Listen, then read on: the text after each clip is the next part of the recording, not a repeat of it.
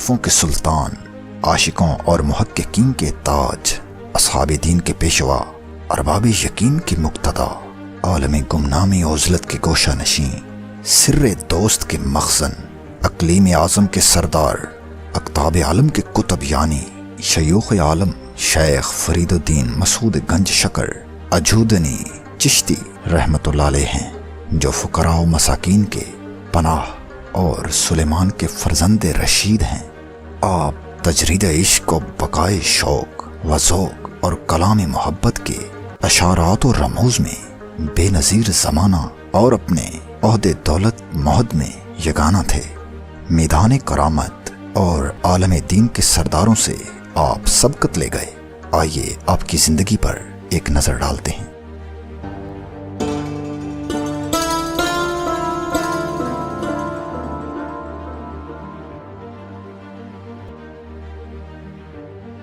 आपका पूरा नाम फरीदुद्दीन मसूद गंज शकर फारूकी चिश्ती रहमतुल्लाह अलैह है।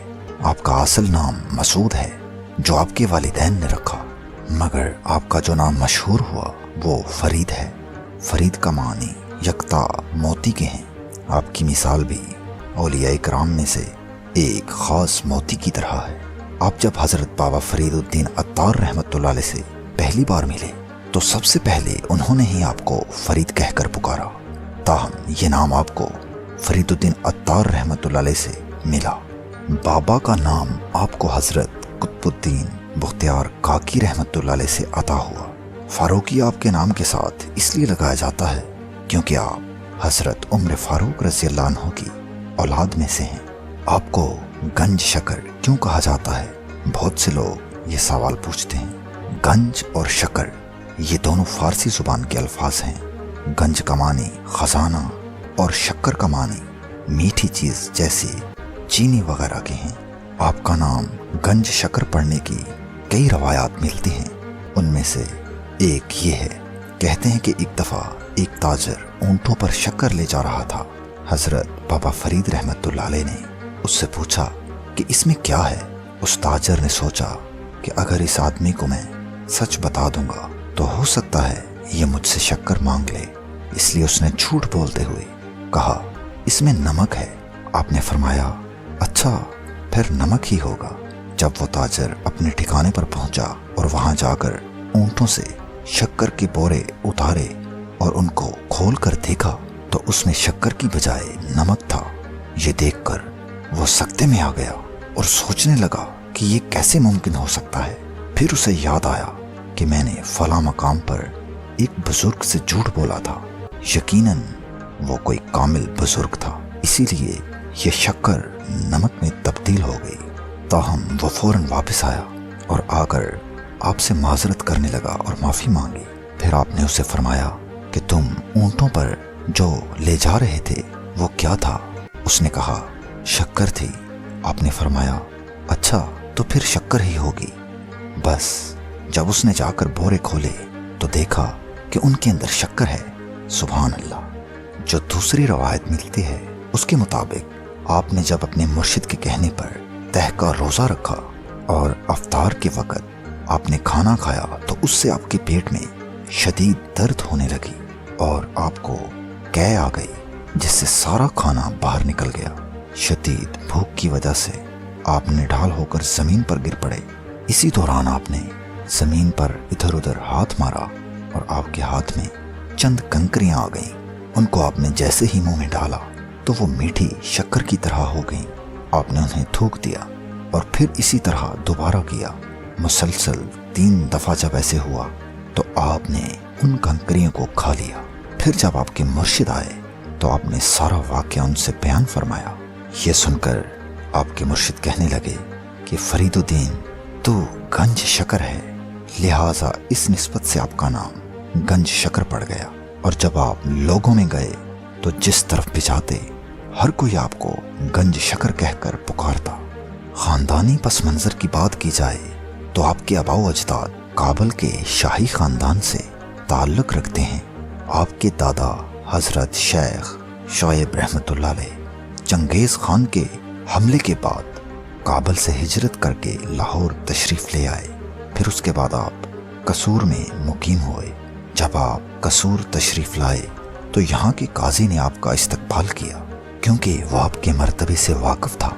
एक तो आप शाही खानदान से ताल्लुक़ रखते थे और दूसरी वजह ये थी कि सुल्तान महमूद गजनवी की बहन आपके निकाह में थी।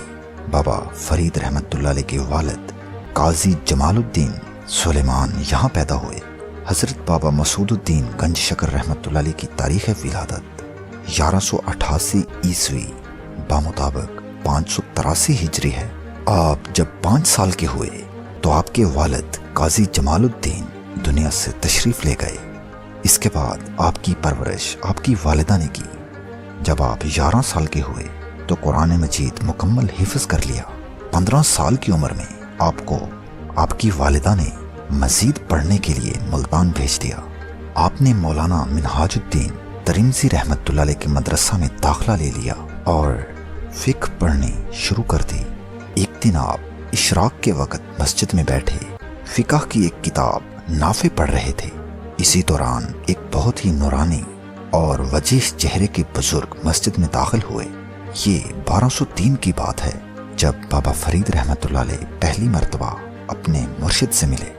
जब आपने उनका चेहरा देखा तो आप फौरन उठ खड़े हुए और जब तक वो बुजुर्ग नवाफिल पढ़ते रहे आप उनके करीब खड़े रहे। जब वो नवाफिल पढ़ चुके तो बाबा फरीद रहमतुल्लाह अलैह की तरफ देखा और पूछा, बेटा क्या पढ़ रहे हो? आपने कहा, नाफे पढ़ रहा हूँ। वो बुजुर्ग कहने लगे, बेटा ये तुम्हें कुछ नफा भी देगी? कहा, हुजूर आपकी नजर हो जाए तो नफा मिल जाएगा। ये कहते हुए आप कदमों में गिर गए। उन्होंने आपको उठाया और फरमाया, उठो, हमारा नाम बख्तियार है और हम यहाँ पर बहाउद्दीन ज़िक्रिया के यहाँ ठहरे हुए हैं। ये कहकर हजरत बख्तियार काकी रहमतुल्लाह अलैह चले गए। ये रात बाबा फरीद रहमतुल्लाह अलैह ने बड़ी मुश्किल से गुजारी। जैसे ही सुबह हुई तो आप बहाउद्दीन ज़िक्रिया मुल्तानी रहमतुल्लाह अलैह की खानकाह पहुँच गए। वहाँ पर बहुत से लोग जमा थे। आपने जब अंदर जाना चाहा तो दरबान ने आपको रोक दिया। आपने कहा, मुझे हुजूर से मिलना है। उस दरबान ने कहा, तुम नहीं मिल सकते। आपने उससे कहा कि तुम मेरा एक काम कर सकते हो। कहने लगा, क्या काम? आपने कहा, अंदर जाकर सिर्फ इतना बता दो कि मसूद आया है। जब आपने इसरार किया तो दरबान तंग आकर अंदर चला गया और कहा, हुजूर बाहर एक लड़का मसूद आया है। कुतुबुद्दीन बख्तियार काकी रहमतुल्लाह अलैह फरमाने लगे, उसी का तो इंतजार था, अंदर भेज दो उसे। आप अंदर चले गए। फिर जब तक कुतुबुद्दीन बख्तियार काकी रहमतुल्लाह अलैह मुल्तान में रहे, बाबा फरीद रहमतुल्लाह अलैह उनके साथ रहे। जब कुतुबुद्दीन बख्तियार काकी रहमतुल्लाह अलैह दिल्ली जाने लगे तो बाबा फरीद रहमतुल्लाह अलैह भी साथ जाने के लिए तैयार हो गए, मगर कुतुबुद्दीन रहमतुल्लाह अलैह ने आपको मना फरमाया और कहा कि अभी तुम इल्म हासिल करो और जब तालीम मुकम्मल हो जाए तो दिल्ली चले आना। ये फरमाकर आप रुखसत हो गए। फिर आपने 4 साल मजीद इल्म हासिल किया। इसके बाद आप कंधार चले गए, जो कि अब अफगानिस्तान का एक सूबा है। वहाँ जाकर सैयद अहमद बुखारी रहमतुल्लाह अलैह से 5 साल तक इस्तिफादा किया। फिर इसके बाद आप सियाहत के लिए रवाना हो गए। ये बात गौर तलब है कि तकरीबन तमाम औलिया इकराम तालीम मुकम्मल करने के बाद सियाहत ज़रूर करते थे। इसकी 2 वजूहात हैं। एक ये कि सियाहत में बहुत इल्म और तजर्बात हासिल होते हैं, और दूसरा ये कि कोई ना कोई ऐसी रूहानी शख्सियत मिलती है जिससे दीन और दुनिया के तमाम बंद रास्ते अयां हो जाते हैं। सियाहत का इरादा करते ही आपने सबसे पहले बगदाद की तरफ रुख किया और यहाँ पर शेख शहाबुद्दीन सोहरवर्दी रहमतुल्लाह अलैह से मुलाकात की और उनकी लिखी हुई तसव्वुफ की एक अजीम किताब वारिफुल मुआरफ उन्हीं से पढ़ी। इसके बाद बुखारा के अंदर आपने शेख अजल रहमतुल्लाह अलैह से मुलाकात की और 1 माह तक उनके पास रहे। फिर आप सिस्तान, जो कि ईरान में वाक़ है, से होते हुए अफगानिस्तान के एक इलाका चिश्त में आ गए और यहाँ आपने हज़रत अबू यूसुफ चिश्ती रहमतुल्लाह अलैह के मज़ार पर हाज़री दी। यहाँ आपकी मुलाकात बहुत से चिश्ती सिलसिले के सूफिया इकराम से हुई। यहाँ सूफिया इकराम का एक ग्रोह बैठा हुआ था। आप भी उनमें जाकर बैठ गए। वहाँ एक बुजुर्ग आए और तमाम सूफिया से मुखातिब होकर कहने लगे कि मुझे एक ख्वाब आया है। देखता हूँ कि मैं मर गया हूँ और मेरी रूह बड़े इस्तराब में है। हर एक ने अपनी अपनी बसात के मुताबिक ताबीर बताई। बाबा फरीद गंज शकर रहमतुल्लाह अलैह फरमाने लगे कि मेरी उम्र भी कम है और इल्म भी, लेकिन अगर इजाजत हो तो मैं इस ख्वाब की ताबीर अर्ज करूं। बुजुर्ग कहने लगे कि आप ही बता दीजिए। आपने फरमाया, लगता है आपकी फजर की नमाज कज़ा हो गई है। ये सुनना था कि पूरी महफिल पर सकूत छा गया। वो बुजुर्ग कहने लगे, बिल्कुल, जब मैं ख्वाब देख कर उठा तो सूरज निकल चुका था और मेरी नमाज कज़ा हो गई। बाबा फरीद रहमतुल्लाह अलैह ने फरमाया कि नमाज का कज़ा हो जाना भी मुसलमान के लिए मौत है, इसलिए आपने ये ख्वाब देखा। अल्लाह अकबर। आपकी गुफ्तगू सुनकर सब बहुत मुतासिर हुए। फिर आप वहाँ से दमिश्क से होते हुए फ़लस्तीन गए और मस्जिद अक्सा के अंदर क़याम फरमाया। आप मस्जिद अक्सा में झाड़ू दिया करते थे। इसके बाद आपकी मुलाकात निशापुर में शेख फरीदुद्दीन अत्तार रहमतुल्लाह अलैह से हुई। आपने इनसे बहुत कुछ सीखा और फ़यूज़ व बरक़ात हासिल की। यहाँ से वापसी पर आप शेख सैफुद्दीन फिरदौसिया की खानकाह पर पहुंचे। उन्होंने जब बाबा फरीद गंज शकर रहमतुल्लाह अलैह को देखा तो फरमाया, ये नौजवान मशाइख़ रोज़गार में से होगा और तमाम दुनिया इसके मुरीदों और फर्जंदों से भर जाएगी। ये कहकर आपने बाबा फरीद रहमतुल्लाह अलैह को स्याह खरका अता फरमाया। फिर आप मुल्तान वापस आ गए, अपनी वालदा से मुलाकात की और एक दिन माँ से कहने लगे कि अगर आप मुझे इजाज़त दें तो क्या मैं अपने पीर से मिलने चला जाऊं। माँ ने इजाज़त और दुआएं देते हुए आपको दिल्ली रवाना कर दिया। जब आप हजरत कुतुबुद्दीन बख्तियार काकी रहमतुल्लाह अलैह की खानकाह पर पहुंचे तो वो उस वक्त दर्स दे रहे थे। आप एक कोने में खामोशी से बैठ गए और दिल ही दिल में ख्याल करने लगे कि ना जाने कुतुबुद्दीन रहमतुल्लाह अलैह मुझे पहचानेंगे भी या नहीं। आप यही सोच रहे थे कि कुतुबुद्दीन रहमतुल्लाह अलैह ने पढ़ाते हुए एक नज़र आपके चेहरे पर डाली और फिर पढ़ाने लगे। अब बाबा फरीद रहमतुल्लाह अलैह मजीद परेशान हुए और अंदर ही अंदर शिद्दत पैदा हुई कि पता नहीं आपने मुझे पहचाना भी है या नहीं। शायद मुझे आगे बढ़कर अपना तारफ करवाना पड़ेगा। अभी आप यही सोच रहे थे कि कानों में मुर्शिद की आवाज आई, फरीदुद्दीन, काम मुकम्मल कर आए हो। ये सुनना था कि आप आगे बढ़े और कुतुबुद्दीन रहमतुल्लाह अलैह के कदमों से लिपटकर रोने लगे और लबों से ये अल्फाज निकले कि आप ना पहचानते तो मसूद का ठिकाना किधर होता। फिर कुतुबुद्दीन बख्तियार काकी रहमतुल्लाह अलैह ने औलिया की मौजूदगी के अंदर तजदीद बैत की। अब मुजाहिदात का आगाज हो गया। आपको गजनी दरवाज़ा के करीब एक हुजरा दे दिया गया। मुर्शिद ने फरमाया कि फरीदुद्दीन, अब अपना काम शुरू कर दो। आपने पूछा, हुजूर कहाँ से शुरू करूं? फरमाया, तह के रोज़े रखो।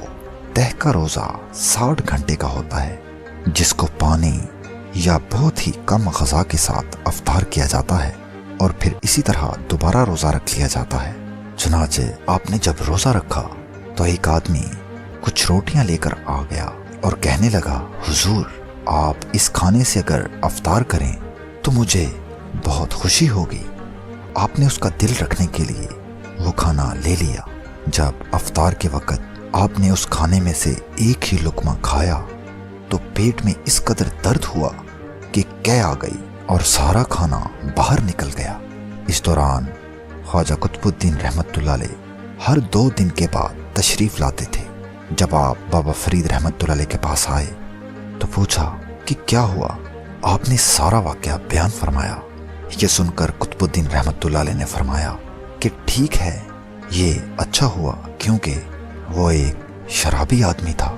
उसका खाना अगर तेरे जुज़े बदन बन जाता तो रूहानियत में कमी आती, इसलिए खुदा ने ये ना चाहा कि ये खाना तुम्हें हजम हो जाए। फिर आपने फरमाया कि अब तुम फिर रोज़ा रखो और जब तक गैब से खाना ना आए تو افطار مت کرنا۔ آپ نے پھر روزہ رکھا۔ جب 60 گھنٹے یعنی 3 دن پورے ہو گئے تو آپ انتظار کرنے لگے، مگر غیب سے کسی قسم کا کھانا نہ آیا۔ مزید وقت گزرتا گیا اور اگلا دن چڑھ گیا۔ شدت بھوک سے نڈھال ہو کر آپ زمین پر گرے تو آپ نے زمین پر اپنا ہاتھ مارا۔ اسی دوران کچھ کنکر آپ کے ہاتھ میں آ گئے۔ آپ نے وہ کنکر اپنے منہ میں ڈال لیے۔ جب کنکر منہ میں گئے تو شکر بن گئی۔ آپ نے انہیں فوراً باہر نکال دیا۔ پھر اسی طرح 3 بار کیا۔ جب تیسری بار بھی وہ کنکر شکر بن گئے تو آپ سمجھ گئے کہ یہی غیب سے ہے جس کا مرشد نے فرمایا تھا۔ پھر آپ نے انہیں کھا لیا۔ جب قطب الدین رحمت اللہ علیہ آپ سے ملنے آئے تو آپ نے سارا ماجرا بیان فرمایا۔ یہ سن کر آپ فرمانے لگے کہ تم گنج شکر ہو۔ اس کے بعد آپ کے مرشد نے آپ کو 40 دن کا وظیفہ بتایا۔ جو ہی ایک چلہ ختم ہوتا تو دوسرا بتا دیتے۔ آپ کمزوری سے ہڈیوں کا ڈھانچہ بن گئے۔ یوں لگتا تھا کہ جیسے ہڈیوں کے اوپر صرف چمڑا پہنایا گیا ہو۔ اس کے بعد آپ کو قطب الدین بختیار کاکی رحمت اللہ علیہ نے چلہ معکوس کا حکم دیا۔ معکوس کے معنی الٹا اور چلہ کا مطلب 40 دن، یعنی اس چلہ میں 40 دن تک الٹا لٹکا جاتا ہے۔ یہ چلہ چشتیہ سلسلہ میں ہے۔ اگر اس کی بنیاد کی بات کی جائے تو شیخ ابو سعید ابو الخیر رحمت اللہ علیہ سے نقل ہے کہ حضور صلی اللہ علیہ وآلہ وسلم نے غار ہیرا میں نماز معکوس ادا کی ہے۔ بس اس سنت کو بابا فرید رحمت اللہ علیہ نے پھر زندہ کیا، چونکہ اب الٹا لٹکنا تھا، اس لیے اس کام کے لیے کسی خاص جگہ کا ڈھونڈنا ضروری تھا جہاں پر کوئی بھی آپ کو دیکھ نہ سکے۔ تاہم اس کے لیے جگہ تلاش کرتے کرتے آپ موجودہ پاکستان میں اچ شریف پہنچ گئے۔ تاریخ اور روحانیت کے لحاظ سے اچ شریف ایک عظیم شہر ہے۔ جب آپ یہاں پہنچے تو آپ کو ایک مسجد الحاج ملی۔ اس مسجد کے امام خواجہ رشید الدین تھے، جو کہ آپ کو جانتے تھے۔ اس مسجد میں ایک کنواں تھا۔ اس کنویں کے کنارے ایک درخت تھا جس کی شاخیں کنویں کے اندر لٹکی ہوئی تھیں۔ یہ جگہ آپ کے لیے بالکل موزوں تھی۔ آپ نے امام مسجد خواجہ رشید الدین رحمت اللہ علیہ سے ساری بات واضح کرتے ہوئے کہا کہ دن کو میں مسجد میں عبادت کروں گا اور رات کو عشاء کی نماز کے بعد آپ مجھے اس کنویں میں لٹکا کر چلے جایا کرنا۔ پھر انہوں نے اسی طرح کیا۔ رات کو جب تمام لوگ عشاء کی نماز ادا کر کے چلے جاتے تو آپ کو کنویں میں ایک رسی کے ساتھ لٹکا کر اس درخت کی شاخ سے رسی باندھ دیتے، اور صبح کو تہجد کے وقت وہ امام صاحب آ کر آپ کو نکال لیتے۔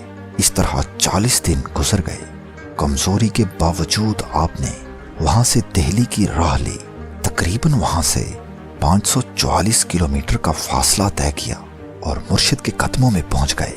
چلے اور مجاہدات کرتے کرتے آپ اس مقام پر پہنچ گئے کہ نفس کا خاتمہ ہو گیا، اور 612 ہجری میں ایک انقلاب برپا ہوا۔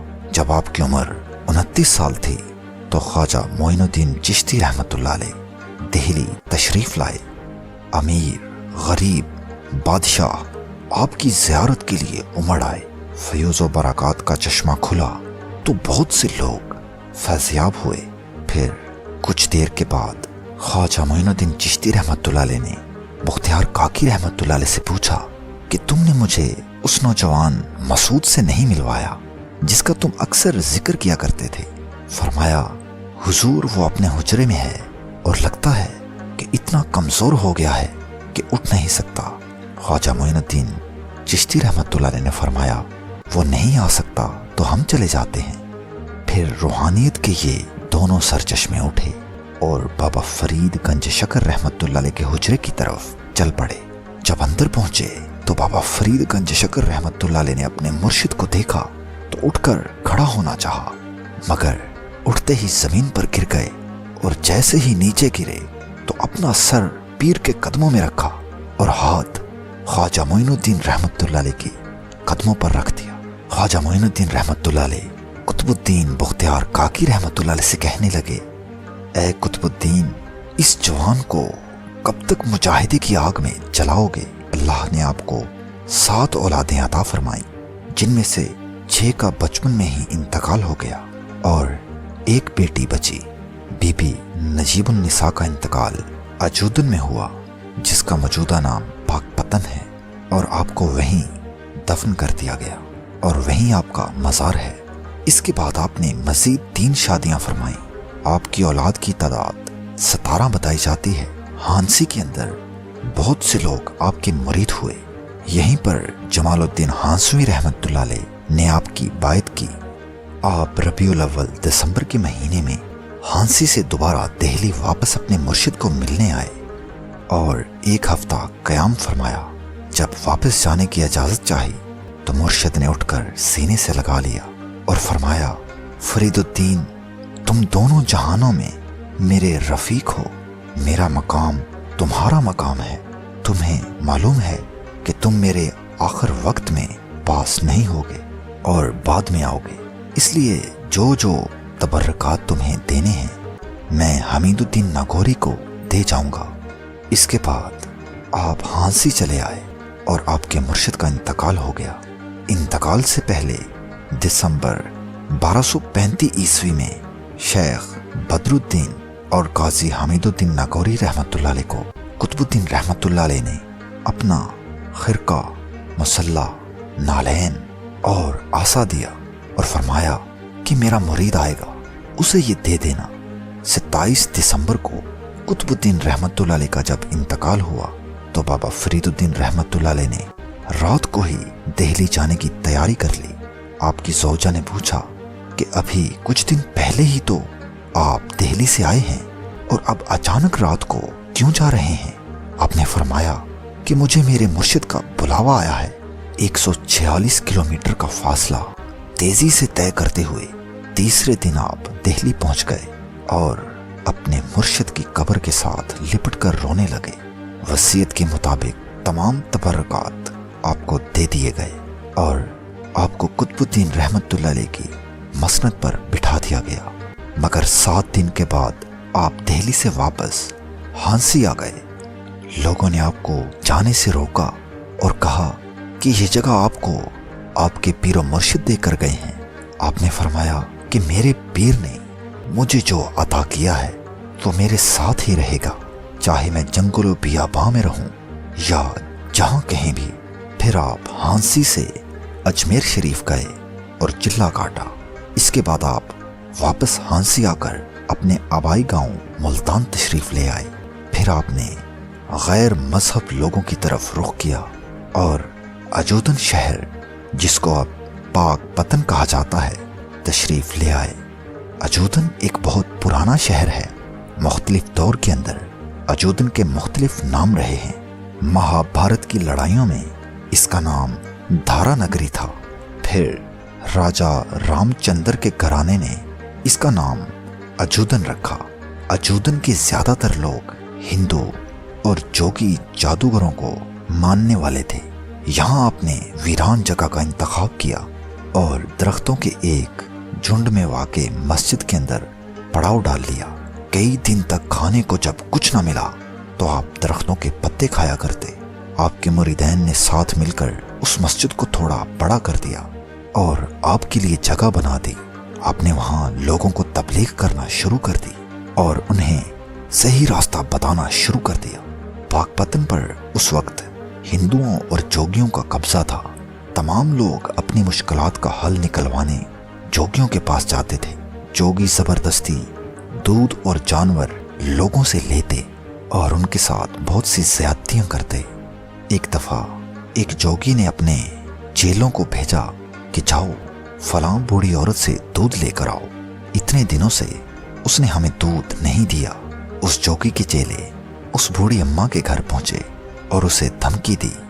उस बूढ़ी अम्मा ने खौफ के मारे घर में मौजूद सारा दूध इकट्ठा किया और मटका सर पर उठाए हुए जोगी की तरफ चल पड़ी। रास्ते में जाते हुए वो बाबा फरीद रहमतुल्लाह अलैह के पड़ाव के पास से गुजरी। आपने जब उस औरत को देखा तो वो लड़खड़ा रही थी। आपने उसे आवाज दी और कहा कि ए बूढ़ी अम्मा, अगर तू कहे तो मैं तुम्हारा यह मटका तुम्हारे मकाम तक पहुंचा आता हूं। उस बूढ़ी अम्मा ने आपसे सारा वाकया बयान कर दिया। फिर आपने उसे कहा कि तुम यहीं मेरे पास बैठ जाओ।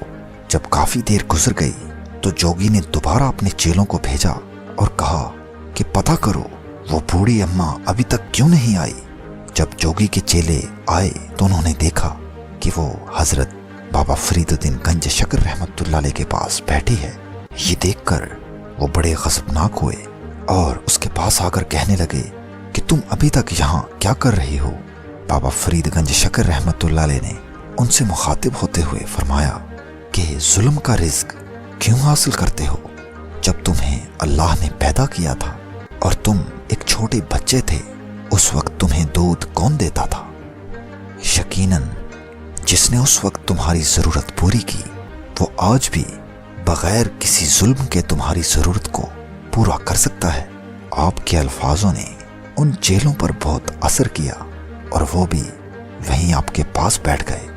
फिर इसी तरह उस जोगी की सारी शोहरत खाक में मिल गई। अजूदुन क़याम के आगाज के दौर में आप पर कातिलाना हमले हुए। आपके बेटे अब्दुल्ला को कत्ल कर दिया गया, मगर आपने बद्दुआ तक न दी। आपको कत्ल करने के लिए एक आदमी को पैसे भी दिए गए, मगर जब वो आपको कत्ल करने के इरादे से मस्जिद में दाखिल हुआ तो आप सजदे में थे। हालत सजदा में ही आपने आवाज दी कि कोई यहाँ मौजूद है। उस वक्त आपके मुरीद निजामुद्दीन औलिया रहमतुल्लाह अलैह पास ही बैठे थे। फरमाया, हुजूर निजामुद्दीन हाजिर है। आपने कहा कि ये शख्स जो अभी मस्जिद में दाखिल हुआ है और मेरे पास खड़ा है, ये अपने पास खंजर रखता है। ताहम निजामुद्दीन औलिया रहमतुल्लाह अलैह ने उसे पकड़ लिया और खंजर जमीन पर गिर गया। आपने अपनी तबलीग को जारी रखा। जो कोई पढ़ना चाहता उसे पढ़ाया जाता। बादशाह वक्त भी आपकी कदम बोसी के लिए हाजिर होते। आपकी खानकाह एक यूनिवर्सिटी का दर्जा रखती थी जहां मुरवजा आलूम और तसव्वुफ की तालीम दी जाती थी। आप एक अजीम शायर भी हैं। आपका कलाम अरबी और फारसी दोनों जुबानों में है। 5 मुहर्रम इशा की नमाज के बाद आप कुरान मजीद की तलावत में मशगूल हो गए। फिर इस्तगराक की हालत तारी हो गई। जब इस्तगराक टूटा तो मुरीदैन से पूछा कि क्या मैंने नमाज अदा की है? उन्होंने कहा, जी हाँ। आपने फरमाया, दोबारा अदा करने में क्या हरज है? फिर इसी तरह आपने दोबारा नमाज अदा की और फिर इस्तगराक में चले गए। फिर 3 बार ऐसे ही हुआ। जब तीसरी बार नमाज अदा की तो सजदा की हालत में या हय्यू या कय्यूम की आवाज बुलंद की और आपका विसाल हो गया। आपको उसी जगह दफना दिया गया जहां आप इबादत और रियाजत किया करते थे। आपके मज़ार के अंदर एक दरवाज़ा है जिसे बहिश्ती दरवाज़ा कहा जाता है।